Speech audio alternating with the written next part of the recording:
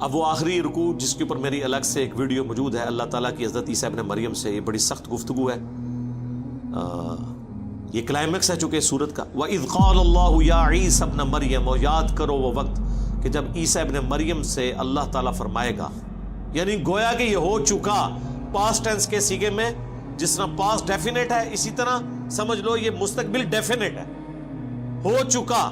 أَأَنْتَ قُلْتَ لِلنَّاسِ اتَّخِذُونِي وَأُمِّيَ إِلَٰهَيْنِ مِن دُونِ اللَّهِ، کیا تو نے لوگوں سے کہا تھا کہ تجھے اور تیری ماں کو اللہ کے سوا معبود بنا لیا جائے؟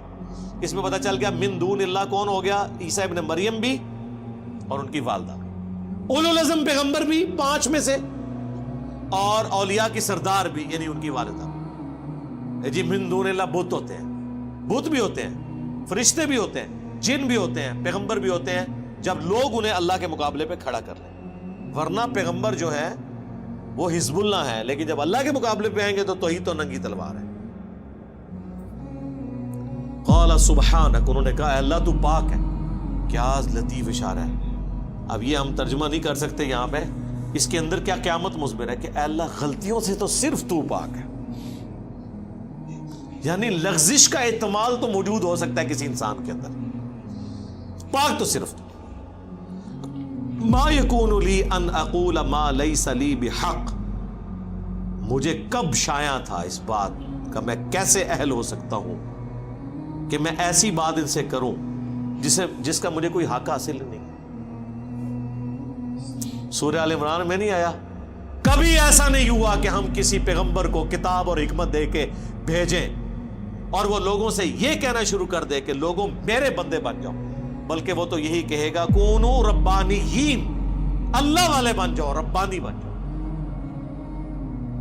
اللہ فرماتا ہے پیغمبر کی بھی جرت نہیں ہے، تو کہیں گے اے اللہ تو پاک ہے، مجھے کب شایع تھا کہ میں وہ بات کروں جس کا میں اہل ہی نہیں ہوں۔ ان کنت قلتہ فقد علمتہ، اگر میں نے کوئی ایسی بات کی ہے تو تیرے علم میں تو ہوگی۔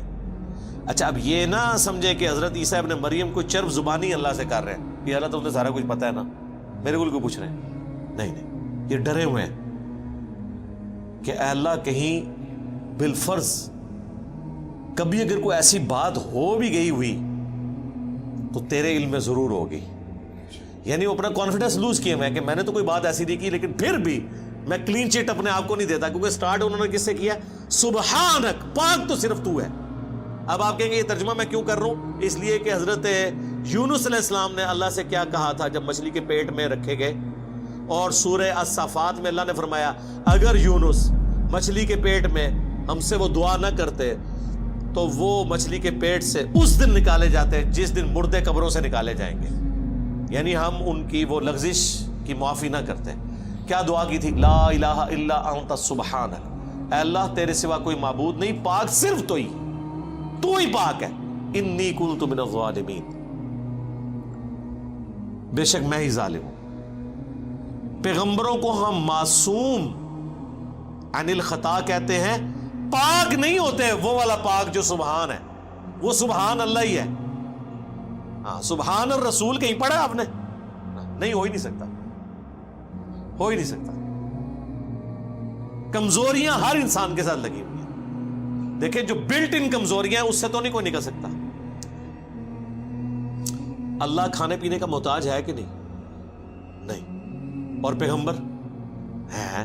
سورۃ المائدہ میں ہے عیسیٰ ان کی ماں روٹی کھایا کرتے تھے، کھانے کے محتاج تھے، تو یہ کمزوری ہے، گناہ نہیں ہے، لغزش نہیں ہے، ایک کمزوری ہے ان کے اندر۔ پاک صرف اللہ کی ذات ہے، پیغمبر معصوم ہے، پاک نہیں ہے۔ اب دیکھیں اے اللہ تو پاک ہے، مجھے کب شایع تھا؟ بالفرض اگر میں نے کوئی بات کی بھی ہے تیرے علم میں تو ہے، تعلم ما فی نفسی ولا اعلم ما فی نفسک، تو جانتا ہے جو کچھ میرے جی کے اندر ہے اور میں نہیں جانتا کہ تیرے جی میں کیا ہے۔ یہ ہے وہ ڈر کہ اے اللہ تو نے اب کیا فیصلہ کیا ہوا ہے، یہ جو میری پرسش ہو رہی ہے تو اب کرنے تو کیا جا رہا ہے، مجھے نہیں پتا، تقدیر کا کیا فیصلہ ہے وہ تیرے علم میں۔ یہ کون کہہ رہا ہے؟ پیغمبر، اولو العزم پیغمبر۔ بابے تے شاہی کوئی نہیں سرکار. ایک کہندے نے جناب وہ شیخ عبد القادر جیلانی فرمایا میں تے جنت ہی نہیں جانا جب تک سارے مرید نہ لے جان. اور سرکار اتنے تمہیں کھنگن نہیں دینا کسی نے. اتنے تے پیغمبر دیکھ رہو وہ بھی کہہ رہے نے یا اللہ تو پاک ہے. کیتا کچھ بھی نہیں, پچھلے نے کیتا ہے. جواب دے حضرت عیسیٰ ابن مریم ہو رہے ہیں انکا انت علام الغیوب, بے شک غیبوں کا جاننے والا تو تو ہی ہے. دیکھ لے علم غیب بھی کلیئر ہو گیا. مجھے نہیں پتا تیرے جی میں کیا ہے, تجھے پتا ہے, اور پھر الٹیمیٹلی پتا تو تجھے ہی ہوگا. مجھے تو اتنا ہی پتا چلے گا جتنا تو وہی کے ذریعے بتائے گا. عالم الغیب تو صرف تو ہے. ما قلت لہم الا ما امرتنی, میں نے تو صرف ان سے وہی کچھ کہا تھا جو تو نے مجھے حکم دیا تھا. امرتنی بھی, میرے ساتھ جو حکم تو نے نازل کیا, ان اعبدوا اللہ, کہ عبادت کرو اللہ کی, ربی و ربکم, جو میرا بھی رب ہے اور تمہارا بھی رب ہے. میں نے تو توحید کی بات کی, اپنا رب بھی تجھی کو مانا اور اسی کی تبلیغ اپنے ماننے والوں کو کی. وَكُنْتُ عَلَيْهِمْ شَهِيدًا مَا دُمْتُ فِيهِمْ, اور اے اللہ میں اس وقت تک ان پر گواہ تھا جب تک کہ میں ان کے اندر رہا. فَلَمَّا تَوَفَّيْتَنِي, اور جب تو نے مجھے پورا کر دیا. میں اپنا ترجمہ یہ نہیں کر رہا کہ تو نے مجھے موت دے دی, کیونکہ سورۃ النساء میں واضح طور پر اور سورہ آل عمران میں اشارتاً موجود ہے کہ آپ کو زندہ اٹھایا گیا. باقی تفصیل کے لیے میری وہ ویڈیوز دیکھ لیں, حیات مسیح اور نزول مسیح. جب تو نے مجھے اٹھا لیا, کنت انت الرقیب علیہم, اس وقت تو ہی ان پر گواہ تھا. یعنی میں حاضر و ناظر کوئی نہیں تھا وفات کے بعد. یہ کہتے ہیں نا جی اللہ کے نبی علیہ السلام مدینہ شریف میں قبر میں ہے, لیکن وہاں بیٹھے ہوئے ہمیں دیکھ رہے ہیں, یہاں پہ موجود نہیں ہے لیکن دیکھ رہے ہیں. لیکن عیسیٰ ابن مریم کیا کہہ رہے ہیں کہ جب تو نے مجھے اٹھا لیا میں ان پہ گواہ بھی نہیں تھا. وَأَنْتَ عَلَىٰ كُلِّ شَيْءٍ شَهِيدٌ, اور تو ہی ہر بات پہ گواہ ہے. یعنی عقیدہ حاضر و ناظر بھی کلیئر کر دیا. کوئی پیغمبر حاضر و ناظر نہیں ہے. ہمارے نبی کے بارے میں سورۃ القصص میں آیا, نبی جب ہم نے موسیٰ علیہ السلام کو پکارا کوہ طور پہ, نہ تو آپ وہاں موجود تھے اور نہ آپ دیکھ رہے تھے, نہ آپ شاہد تھے, نہ فزیکلی موجود تھے نہ شاہد تھے, نہ حاضر تھے نہ ناظر تھے. یہ اللہ کی کوالٹیز ہیں کہ وہ ہر چیز کا احاطہ کیے ہوئے اپنے علم سے. یہ سیم الفاظ ہیں جو بخاری مسلم میں نبی علیہ السلام نے اپنے ساتھیوں کے بارے میں بولے ہیں کہ بخاری مسلم دونوں میں حدیث موجود ہے, میرے حوض کوثر پہ میرے اصحاب لائے جائیں گے, میں کہوں گا اصحابی اصحابی, یہ تو میرے ساتھی ہیں. مجھے بتایا جائے گا اللہ کے نبی آپ کو نہیں پتا آپ کی وفات کے بعد یہ دین سے الٹے قدم پھر گئے تھے. اور بخاری میں موجود ہے یہ وہ لوگ تھے جو حضرت ابوبکر کے دور میں مرتد ہوئے, منکرین زکوٰۃ بن گئے, جن کے خلاف حضرت ابوبکر کو تلوار اٹھانی پڑی.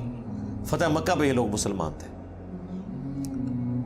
تو پھر میں کہوں گا کہ سحقاً سحقاً لمن غیر بعدی, ان پہ پھٹکار ہو, ان کو مجھ سے دور کر دو جنہوں نے میرے بعد میرے دین کو بدل دیا. اور پھر بخاری مسلم الفاظ ہیں, میں اس وقت وہی کہوں گا جو عبد صالح عیسیٰ ابن مریم کہیں گے.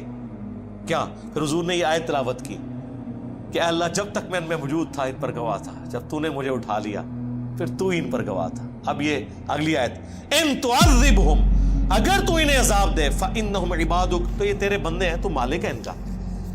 وإن تغفر لہم, اور اگر تو ان کو بخشی دے, فإنک انت العزیز الحکیم, تو غالب ہے, حکمت والا ہے, تجھ سے تو کوئی نہیں پوچھ سکتا کسی کو بخشنا چاہے تو. اللہ اکبر. اس بات کو کرنے کی ضرورت کوئی نہیں تھی, لیکن اس ایک جملے نے مسلمانوں کا عقیدہ کلیئر کر دیا.